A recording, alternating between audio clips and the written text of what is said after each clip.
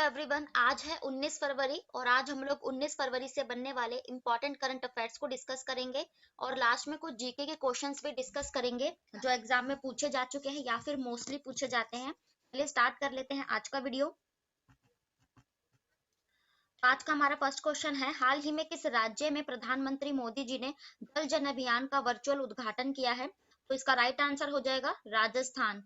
राजस्थान में ही जो है अभी हाल ही में नरेंद्र मोदी जी ने जल जन अभियान की जो है शुरुआत की है और ये किसके साथ मिलकर करी? तो ब्रह्म कुमारीज जो जल शक्ति मंत्रालय है, इन दोनों के साथ मिलकर ब्रह्म कुमारीज और जल शक्ति मंत्रालय के साथ मिलकर इसकी शुरुआत की है, ताकि जो राजस्थान के ऐसे क्षेत्र है जहाँ पर पानी की जो सुविधा आप लोग जानते हैं वहां पर उपलब्ध नहीं है, वहां तक जो है जा सके। और ये आबू रोड, आप लोगों ने माउंट आबू सुना होगा राजस्थान में ही, तो ये आबू रोड पर ही जो है नरेंद्र मोदी जी ने की है।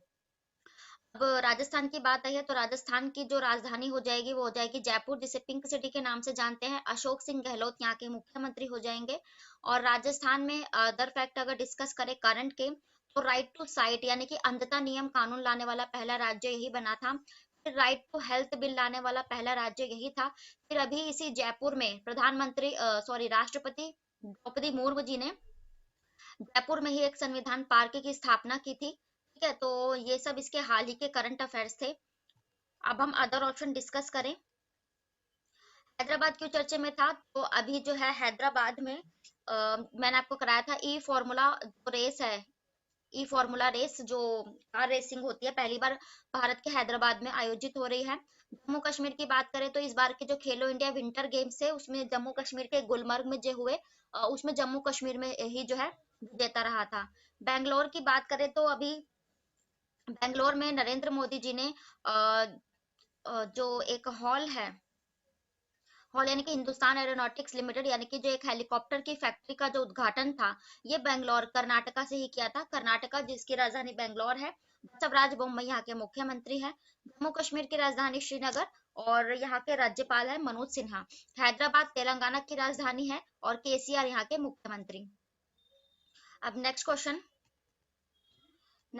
है, हाल ही में जारी स्विस एयर ट्रैकिंग इंडेक्स में भारत का सबसे प्रदूषित शहर कौन सा बन गया है?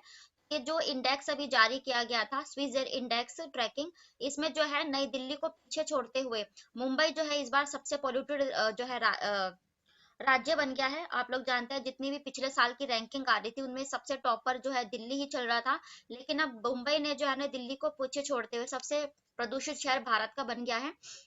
और आपको अगर टॉप बोला जाए कि पूरे दुनिया में कौन सा है, तो दुनिया में लाहौर, पाकिस्तान का शहर है, लाहौर पूरी दुनिया में सबसे प्रदूषित शहर है। उसके बाद दूसरे नंबर पर मुंबई बन गया है। मुंबई की बात करें तो मुंबई महाराष्ट्र की राजधानी है। एक नाथ शिंदे यहाँ के मुख्यमंत्री हो जाएंगे। और अभी मैंने आपको बताया था कि मुंबई में ही जो E double decker AC bus का जो उद्घाटन किया अभी मुंबई में ही किया गया था। उसके बाद एक काला घोड़ा कला फेस्टिवल मनाया जाता है महाराष्ट्र में, वो मुंबई में ही आयोजित किया गया। तो ये इसके मुंबई के कुछ करंट अफेयर्स थे। और अदर फैक्ट डिस्कस करें तो 7 टापुओं का देश यही मुंबई को कहा जाता है। और भारत का द्वार, ये यहाँ पर जो गेटवे ऑफ इंडिया है ना, ये मुंबई में ही है, तो उसी को कहा जाता है। अब नेक्स्ट क्वेश्चन डिस्कस करेंगे अदर ऑप्शन।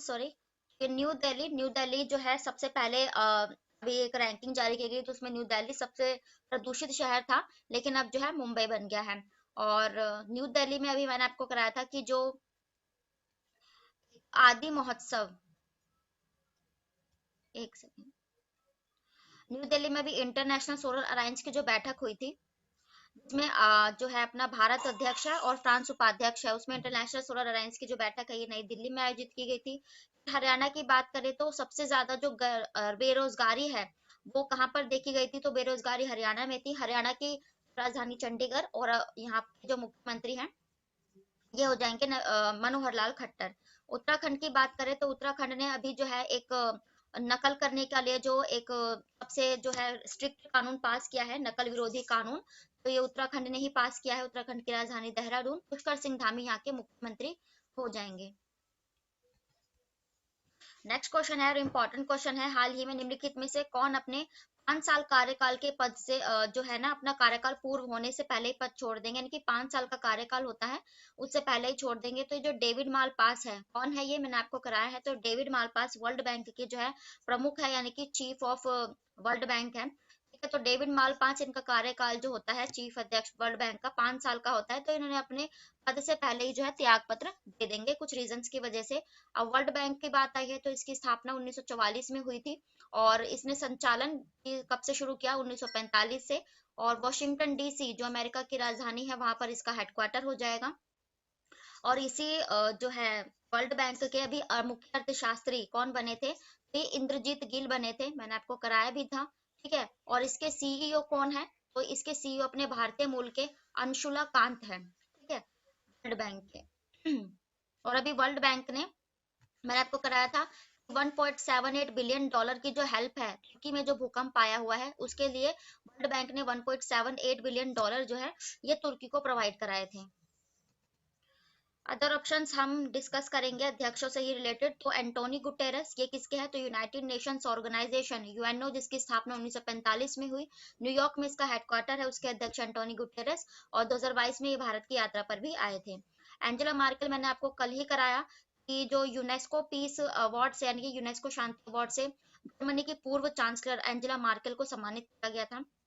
अब्दुल फतेह अल सीसी, ये मिस्र यानी कि इजिप्ट के राष्ट्रपति हैं, और अभी जो 74वां हमने गणतंत्र दिवस मनाया उसमें एज अ गेस्ट के तौर पर आए थे ये अब्दुल फतेह अल सीसी। अब नेक्स्ट क्वेश्चन देख लेते हैं। नेक्स्ट क्वेश्चन है, हाल ही में नरेंद्र मोदी जी ने आदि महोत्सव का उद्घाटन किस में किया था, यानी कि किस राज्य में किया है। तो ये जो आदि महोत्सव है तो ये न्यू दिल्ली में आयोजित किया गया है। आदि महोत्सव मतलब आदिवासी जो होते हैं ना, जनजातियां होती हैं, तो उन्हीं के जो है बढ़ावा देने के लिए, और आदिवासी लोग जितनी भी चीजें निर्मित करते हैं उनसे रिलेटेड, जैसे कपड़े हो गए, उनका पहनावा या कुछ भी चीज है, तो उनको रोजगार देने के लिए एक तरह से उनको बढ़ावा देने के लिए, तो आदि महोत्सव है ये दिल्ली के नेशनल स्टेडियम, कौन सा, मेजर ध्यानचंद नेशनल स्टेडियम जो दिल्ली में है, वहां पर ये नरेंद्र मोदी जी ने इनॉग्रेट किया है 16 फरवरी को। आदि महोत्सव आदिवासियों के लिए ये सेलिब्रेट किया था। और इसमें कौन और शामिल हुए थे, तो हमारे जो जनजातीय यानी कि जो कौन है, तो ये अर्जुन मुंडा, अर्जुन मुंडा जी ने जो है ना इसका नेतृत्व संभाला था। ठीक है, ये हमारे जनजाति मंत्री हैं। अब अदर ऑप्शन अगर डिस्कस करें तो दिल्ली में हो गया। महाराष्ट्र की चर्चा में था, तो अभी जो महाराष्ट्र है खेलो इंडिया यूथ गेम्स में जो है मध्य प्रदेश में जो आयोजित हुए उसमें महाराष्ट्र टॉप कर रहा था। फिर मध्य प्रदेश की बात करें तो मध्य प्रदेश में कौन सा एक फेस्टिवल मनाया गया, तो सबसे बड़ा भारत का पहली बार एक फ्लोटिंग फेस्टिवल बनाया गया, ये मध्य प्रदेश में मनाया गया जिसकी राजधानी भोपाल, और शिवराज सिंह चौहान यहाँ के मुख्यमंत्री हैं। छत्तीसगढ़ की बात करें तो छत्तीसगढ़ में अभी कौन सा एक छेर छेर उत्सव मनाया गया था, और छत्तीसगढ़ की राजधानी रायपुर, भूपेश बघेल यहाँ के मुख्यमंत्री हो जाएंगे। नेक्स्ट क्वेश्चन है, हाल ही में किस टेक स्टार्टअप ऑफ इंडिया ने एरो इंडिया 2023 शो में सौर ऊर्जा संचालित ड्रोन सूरज का अनावरण किया, तो पहले तो इसका राइट आंसर हो जाएगा गरुड़ एयरस्पेस। तो ये भारत की प्राइवेट एक स्पेस कंपनी है, मैंने आपको कराया था गरुड़ एयरस्पेस। और जिसके ब्रांड एम्बेसडर कौन है, काफी बार मैंने कराया, तो ये महेंद्र सिंह धोनी जो है इसके ब्रांड एम्बेसडर है। तो एरो इंडिया 2023 अभी शो हुआ था ना, मैंने आपको कराया था, बेंगलुरु में हुआ एरो इंडिया, जिसका उद्घाटन भी नरेंद्र मोदी जी ने किया, सबसे बड़ा एरो शो था। तो गरुड़ एयर स्पेस ने इसी में जो है ना ये एक सोलर निर्मित जो पहला ड्रोन है जिसका नाम उन्होंने सूरज रखा है, तो वो जो है निर्मित किया, और इस शो के दौरान वो दिखाया गया था, एरो इंडिया। अब अदर ऑप्शंस भी हम ऐसे ही स्टार्टअप से रिलेट करके पढ़ेंगे। तो हॉल, जैसे कि मैंने आपको बताया, हिंदुस्तान एयरोनॉटिक्स लिमिटेड, तो इसने जो है ना अभी कर्नाटका के बेंगलुरु में नरेंद्र मोदी जी ने हेलीकॉप्टर निर्मित जो फैक्ट्री है वो लॉन्च की है। स्पेस किस इंडिया की बात करें तो अभी जो आजादी सेट जो बनाया था ना एक सैटेलाइट, जिसमें 75 गांव की 750 लड़कियों ने मिलकर जो है उसमें पार्टिसिपेट किया, तो वो स्पेस किड्स इंडिया ने ही जो है स्टार्टअप उसमें शामिल था। फोन पे की बात करें तो मैंने कराया कि अब्रॉड से, यानी कि अब विदेशों से भी यूपीआई ट्रांजैक्शन लेने वाला पहला जो कंपनी बनी है फोन पे बन गई है, जिसकी स्थापना 2015 में की गई थी। ठीक है, अब नेक्स्ट क्वेश्चन है, हाल ही में मुंबई में राष्ट्रीय संस्कृति महोत्सव 2023 का आयोजन कब शुरू किया गया। तो ये जो नेशनल कल्चरल फेस्टिवल है यानी कि संस्कृति महोत्सव, ये 11 से 19 फरवरी शुरू किया है। और जो संस्कृति है, हमारी कल्चर है सभी तरह के, चाहे वो अलग अलग राज्यों की हो, तो उसी को सेलिब्रेट करने के लिए महोत्सव मनाया गया और ये मुंबई में मनाया गया। मुंबई जो महाराष्ट्र की राजधानी, तो ये वहीं पर मनाया गया था। और हमारे संस्कृति मंत्री कौन है, ये पूछा जाए तो डॉक्टर किशन रेड्डी है। किशन रेड्डी ये हमारे संस्कृति मंत्री हैं। अदर ऑप्शंस भी हम रिलेट करके पढ़ेंगे। तो 13 से 17 फरवरी को मैंने कहा था कि आरबीआई ने वित्तीय वर्ष मनाया है, यानी कि जो जितने भी फ्रॉड वगैरह हो रहे हैं वित्तीय संस्थाओं से रिलेटेड जागरूकता के लिए 13 से 17 फरवरी वित्तीय वर्ष आरबीआई ने मनाया था। आरबीआई की स्थापना 1935 में हुई थी और वर्तमान में शशिकांत दास उसके गवर्नर हैं। 10 फरवरी को हमने कौन सा दिन मनाया, तो दलहन दिवस यानी कि पल्सेस डे हमने 10 फरवरी को मनाया। 13 फरवरी को हमने जो हमारी जो पहली भारत की राज्यपाल थी, कौन थी, सरोजिनी नायडू जी, तो उनकी स्मृति में हम जो राष्ट्रीय महिला दिवस यानी कि नेशनल वुमेन्स डे मनाते हैं वो 13 फरवरी को, लेकिन जो इंटरनेशनल वो 8 मार्च को मनाया जाता है। अब देख लेते हैं नेक्स्ट क्वेश्चन। तो ये थे आज के आपके डेली के करंट अफेयर्स, और अब हम डिस्कस करेंगे 10 इंपॉर्टेंट जीके के क्वेश्चंस। ये भी ऑल कॉम्पिटिटिव एग्जाम्स के लिए होंगे, जितने भी आप वनडे एग्जाम देते हो, एसएससी, रेलवे, बैंकिंग, एनटीपीसी, उन सभी के लिए इंपॉर्टेंट है। तो देख लेते हैं फर्स्ट क्वेश्चन। फर्स्ट क्वेश्चन है आज का, किस घटना ने अशोक की प्रशासनिक नीति में एक बड़ा बदलाव लाया था। आप सभी जानते हैं जो कलिंग युद्ध हुआ था उसने वो जो है अशोक पर जो है बहुत ही गहरा प्रभाव डाला था, जिससे उन्होंने अपनी नीति जो प्रभावित की थी, तो कलिंग युद्ध का। ठीक है, नेक्स्ट क्वेश्चन है, कुषाण काल में भारतीय और ग्रीक शैलियों के मिश्रण के साथ विकसित कला को क्या कहा जाता है। तो ये गांधार कला होती है, जो कुषाण और भारतीय की ग्रीक शैलियों से मिलकर बनती है, गांधार कला। नेक्स्ट क्वेश्चन है, संविधान के किस अनुच्छेद के तहत, एक सेकेंड, किस अनुच्छेद के तहत राष्ट्रपति राष्ट्रीय आपातकाल लगा सकता है। तो राष्ट्रीय आपातकाल ये अनुच्छेद 352 में लगता है। आप लोग जानते हैं अनुच्छेद 352 से 360 तक इमरजेंसी सर्विसेज है, जिसमें से जो राष्ट्रीय आपात लगता है 352 में, और राष्ट्रपति शासन लगता है ये 356 में लगता है। आपातकाल 360 में लगता है जो अभी तक नहीं लगा, और 352 के तहत अब तक कितनी बार इमरजेंसी लग चुकी है राष्ट्रीय आपात, तो ये 3 बार लग चुकी है। पहली बार कब लगी थी, 1962 में, जब भारत चाइना का युद्ध हुआ था। फिर उसके बाद जब भारत पाकिस्तान का युद्ध हुआ, जिसके बाद बांग्लादेश बना 1971 में। फिर 1975 में, ठीक है, आंतरिक अशांति के कारण लगा था। तो ये प्रधानमंत्री इंदिरा गांधी के काल में लगे थे। तो 62, 71 और 75 में 3 आपातकाल लगाए थे। आर्टिकल 153, तो मैंने अभी जो है राष्ट्रपति जी ने एक जो है 13 नए राज्यपालों की नियुक्ति करी है ना, तो भारत का एक राज्यपाल होगा। इसका वर्णन जो अनुच्छेद 153 में है। आर्टिकल 112 में बजट जो है वो शामिल है, आपको पता है बजट अभी पेश किया गया है। और 155 के तहत जो राष्ट्रपति की नियुक्ति है उसका प्रावधान है। ठीक है, सॉरी, राज्यपाल की नियुक्ति। नेक्स्ट क्वेश्चन है, हाल ही में संसद के दोनों सदनों के बीच गतिरोध की स्थिति में संयुक्त संयुक्त की अध्यक्षता कौन करता है। तो मैंने कराया है कि जो इनकी संयुक्त बैठक है राज्यसभा और लोकसभा की, अनुच्छेद 108 के तहत बुलाते कौन है, प्रेसिडेंट, यानी कि हमारे जो राष्ट्रपति है। लेकिन इसकी अध्यक्षता पूछे तो वो फिर लोकसभा के अध्यक्ष ही करते हैं, लेकिन बैठक बुलाते हैं राष्ट्रपति। नेक्स्ट क्वेश्चन है, भारत सरकार में संवैधानिक अध्यक्ष कौन होता है। तो भारत का जो संवैधानिक अध्यक्ष होता है ये प्रेसिडेंट, राष्ट्रपति ही होते हैं। ठीक है, क्योंकि कार्यपालिका की सभी शक्ति राष्ट्रपति में निहित होती है। लेकिन अगर कार्यवाही मतलब कार्य वास्तविक शक्ति बोले तो वो प्राइम मिनिस्टर, प्रधानमंत्री, क्योंकि राष्ट्रपति के नाम पर सारे काम प्रधानमंत्री ही करते हैं। नेक्स्ट क्वेश्चन है, राष्ट्रपति की संतुष्टि के लिए इनमें से कौन अपने पद धारण करता है, यानी कि राष्ट्रपति के प्रसाद पर्यंत या संतुष्टि से राज्यपाल करता है। जैसे अभी द्रौपदी मुर्मू जी ने, आपने देखा 13 नए राज्यों में राज्यपाल जो है लगाए हैं।